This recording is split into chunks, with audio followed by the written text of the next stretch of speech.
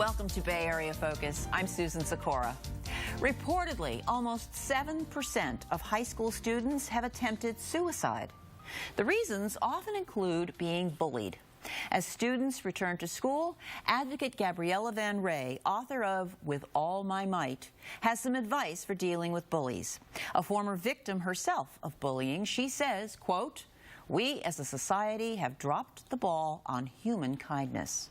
Gabriella is an advocate against intolerance and teaches the value of diversity. Welcome, Gabriella. Good to have you here, and I couldn't agree with that quote more. Thank you. We need that lesson. I agree. The question is, are we open and receptive to it right now? I think we are, because if you really look at it, all the parents, the educators, and the children would really like this epidemic to go away. We really do.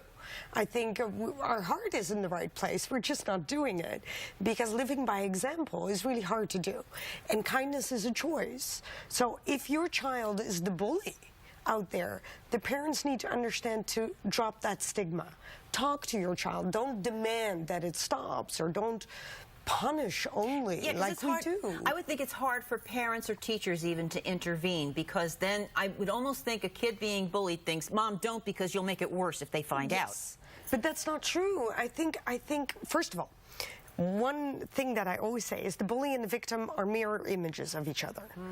They really are. They both have huge problems in self-esteem and other issues. And it's these other issues, and believe it or not, I could have been, in my case, I've been bullied a lot, I could have become the bully. I want people to understand that are listening to your show, that to become the bully, to preemptively say, I'm not going to be hurt anymore. I'm going to take a step forward, and I'm going to be mean instead of people being mean to me. This is either offensive or defensive play here, I guess. I think that's really important to understand. And that's why I'm saying, parents, don't make it a big deal. Talk. Just talk to your child. And the example needs to be there, because we don't do that. You get into the schools, you talk to kids. What are you told? What's happening right now? First of all, when is bullying starting now? Well, I think bullying has always been there. I think it starts in kindergarten. And I really mean that, because if you really think about what is bullying, bullying is when we have to interact with people. Even when we interact with our parents. The only difference, I believe, is that when we interact with a parent, we're in a different role space. We trust that person, no matter if they're bad to us or not. We really trust the parent. But what happens with the bullying in school? But the bullying in school, instantly, if you borrow something and you don't bring it back, or it gets broken, if you don't fit in, if you don't wear the hip clothes, if your haircut is strange, or in my case, if you look different, in this multicultural world, you think we've melted all together, and we haven't. It's diverse, but we're still willing to put children that are, for example, a Japanese parent and an American mother, we're still trying to put them on the side, and that creates all this bullying problem. So when somebody is different, you say you were born Muslim, you were raised Catholic, I mean, it's a very interesting story, and that's certainly what's in the book. And so because you were different, you were adopted, you were raised, I believe, in Europe, you were born in Pakistan, raised in Europe, you were in Canada at one point. I mean, you've got a lot of different things going on. But it's still the same, and that's the sad part, because you'd hope that 50 years from now, everything moves forward. You know what? I would hope it would be different by now. But tolerance, our forefathers, they've worked on that tolerance stuff forever. And they did really good things, but we're not there. We need to get to the acceptance part now. We need to accept each other. You can't be scared of me just because I'm from a different ethnicity, and vice versa. So that already, all that fear creates bullying.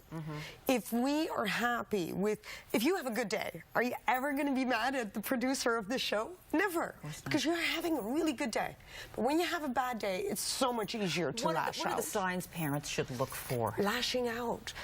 I think in other words, the child is lashing out at home at the parent all of a sudden for no reason? For no reason, or isolates itself. Both the bully and the victim do this.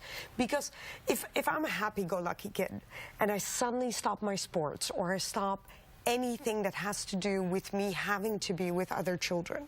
I don't go out You're anymore. isolating yourself. Yes, and the teenagers, they just suddenly go away. No more parties, no more, you know something is going on, and talking is not enough.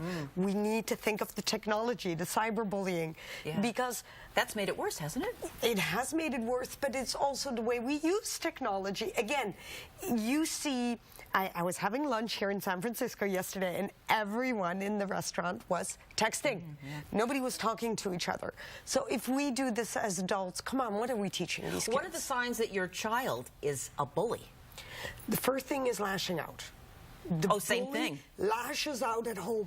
He really does. So He or she, the same as the person who's being bullied, the person who's bullying is doing some of that same behavior at home. And you don't have friends. A bully doesn't, I do not believe that the bully is truly a popular child in school. It is only popular at the moment that it has the momentum. You know Newton's cradle? With those little balls, they go back and forth. Okay, think of Newton's cradle. You hit the first preemptive strike, right, to someone. The whole group reacts at school. And they go, oh, that was funny. You continue because there's momentum. But then nobody wants to stand out and be part and say, you know, you're wrong, because then they're afraid they're going to get bullied themselves, I would think. But my advice to everyone who's listening is walk away.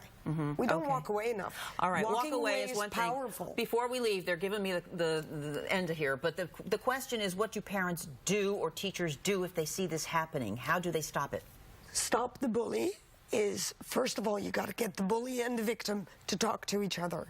You cannot punish only one side. It's something that has to be done together. You have to make the effort, both the parents and the educators, to get both the parents, both the victim and the bully together. That's step number one. Step number two is to recognize the signs that we were talking about.